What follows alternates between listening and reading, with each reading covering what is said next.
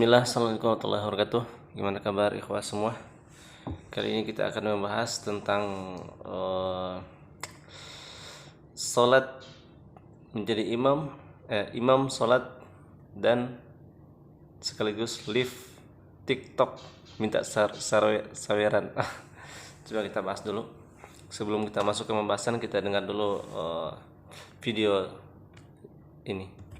Media sosial kembali dihebohkan dengan beredar video seorang ustadz yang melakukan live TikTok saat menjadi imam salat tarawih jadi sorotan. Video tersebut beredar di media sosial salah satu akun. Jadi ini imamnya ketika dia lagi imam, jadi memang posisi imam itu dia sangat terhormat ya. Dan imam ya diikutin. Seorang imam itu kenapa dia menjadi imam? Maksudnya imam itu diikutin pemimpin.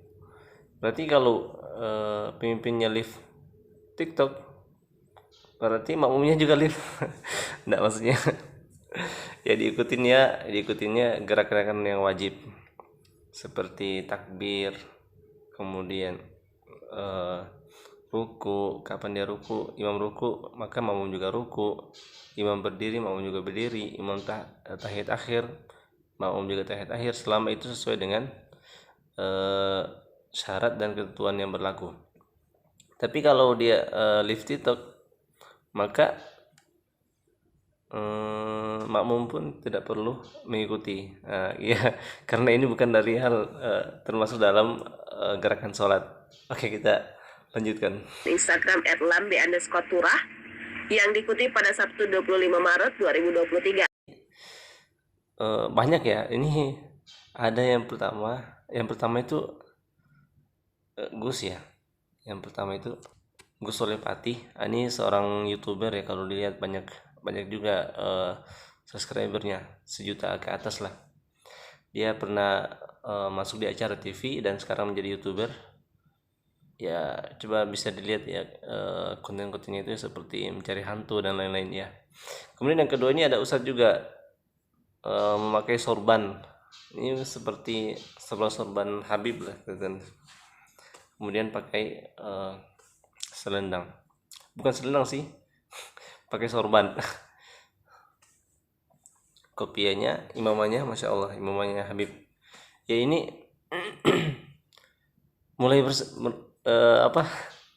mulai banyak ya, artinya maksudnya menyelam. Kalau menyelam ya sekalian minum airnya gitu. Menjadi imam ya sekalian mendapat penghasilan dari tempat lain. Ya mungkin seperti itu ya. Tapi teman-teman, ini sebenarnya kita hanya melihat dari zahirnya saja, melihat dari keadaannya di luarnya saja. Tapi kita tidak tahu apa isi hatinya. Tentunya Allah itu menilai apa yang ada dalam hatinya. Mungkin dia live TikToknya itu untuk biar orang-orang yang di TikTok itu bukan hanya nonton saja, tapi datang nih sekalian sholat, lihat orang sholat akhirnya pingin sholat juga. Nah, mungkin seperti itu ya, mungkin seperti itu niat mereka. Innamal a'malu binniyat, hadisnya yang diriwayatkan oleh Umar bin Khattab. Kalau mau baca hadisnya ada di hadis Arba'in, disebutkan innamal a'malu binniyat, sesungguhnya amal itu tergantung pada niatnya. Kita tahu niat itu ada dalam hati kita. Jadi kalau dalam Imam Syafi'i, kok bisa dia niat itu ketika dia mengucapkan mau takbir, baru tuh niat muncul. Karena kalau niatnya dari awal sebelum dia melaksanakan kegiatan, maka itu dinamakan azam, keinginan.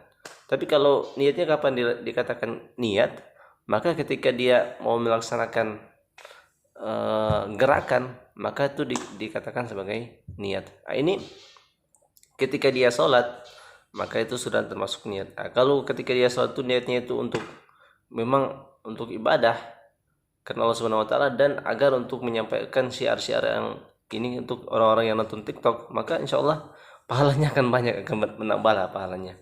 Innamal a'malu binniyat wa innamal likulli imri'in ma nawa, bahwa memang setiap orang itu mempunyai niat. Faman kana hijratuhu ilallahi wa rasulihi fahijratuhu ilallahi wa rasulihi. Dan siapa yang hijrahnya, ini memang pembahasan tentang hijrah ya, yang mana hijrah itu ada ulama mengatakan bahwa ini hanya terjadi 1 kali saja dan pahalanya sangat besar. Masya Allah ya, hijrah dari Mekah ke Madinah. Faman kana hijratuhu lidunya, faman kana hijratuhu ilallahi wa rasulih. Kalau seandainya hijrahnya itu karena Allah dan Rasulnya, maka hijrahnya itu dia akan mendapatkan pahala atau ridho dari Allah dan Rasulnya. Ini Masya Allah, pahalanya sangat besar sekali.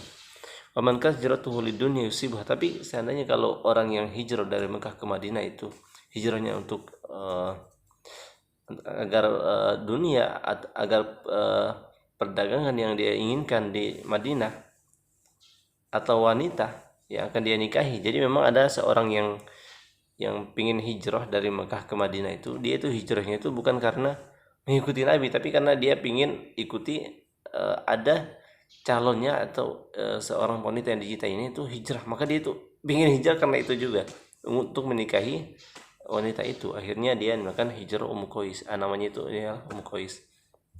Nah, maka di sini kita bisa dilihat juga dari video ini, seandainya kalau dia itu sholat sholat karena memang yang pertama dia sholat sebelum live TikTok, sholatnya itu karena niatnya karena Allah Subhanahu Wa Taala, kemudian live TikToknya itu untuk menyampaikan syiar-syiar, insya Allah ya. Untuk menyampaikan syiar-syiar tentang sholat seperti ini, ruku seperti ini, sujud seperti ini, baca Al-Quran seperti ini, ayat Al-Quran dibacakan dan didengar orang-orang yang sedang live TikTok, maka ini bisa menambah, insya Allah menambah pahalanya. Tapi seandainya kalau dia itu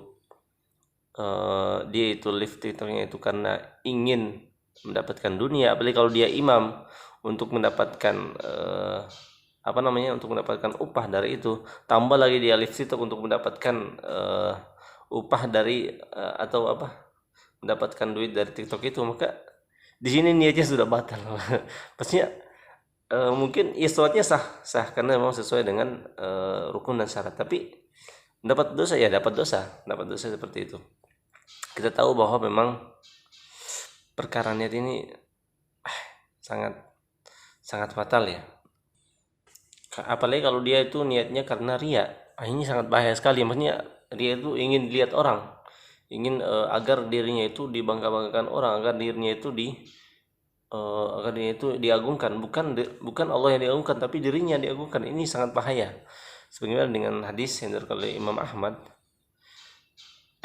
Rasulullah bersabda, sesuatu yang paling aku khawatirkan menimpamu sekalian ialah syirik paling kecil. Kemudian ditanyakan, oh ya Rasul, apa itu syirik paling kecil? Maka beliau menjawab, riya. Jadi riya itu maksudnya beramal kebaikan ibadah, tapi niatnya kepada diri kita sendiri. Kita tahu bahwa memang ada hadis yang diriwayatkan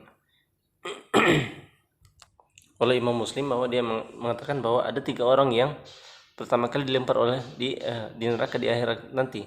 Yang pertama ialah orang yang menyampaikan ilmu, orang yang berilmu. Ketika ditanya, kenapa engkau menyampaikan ilmu, dia mengatakan bahwa saya menyampaikan ilmu ini karena engkau ya Allah.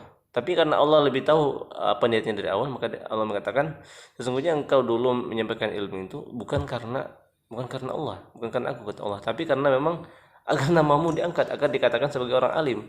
Yang kedua, orang yang mujahid fisabilillah, orang yang berjihad di jalan Allah Subhanahu wa taala. Ini Masya Allah, orang berjihad ya. Orang berjihad itu ya pahalanya itu masuk surga.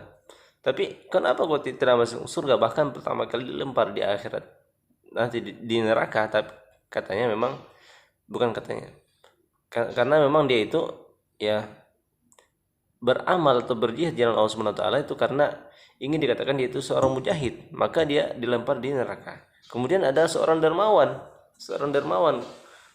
kita tahu bahwa memberi makan orang miskin, memberikan pakaian kepada orang miskin, membangun bangunan di pondok, sekolah itu pekerjaan sangat mulia. Tapi kok bisa pertama kali dilempar oleh seorang dermawan? Karena memang dia itu niatnya bukan karena Allah Subhanahu wa taala, bukan karena agar nama Allah yang diagungkan, tapi niatnya itu agar nama dianya yang diagungkan dan dibesar-besarkan. Akhirnya dia pertama kali dilempar di neraka. Jadi itu teman-teman komentar dari saya, bahwa memang seandainya kalau niatnya itu ya karena Allah Subhanahu wa taala, niatnya itu karena syiar, maka tentunya akan mendapatkan pahala. Tapi kalau niatnya itu bukan karena Allah, tapi niatnya itu karena dunia,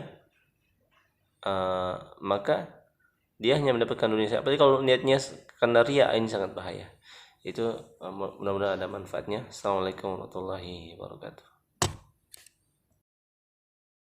Sallallahu alaihi wasallam. Sallallahu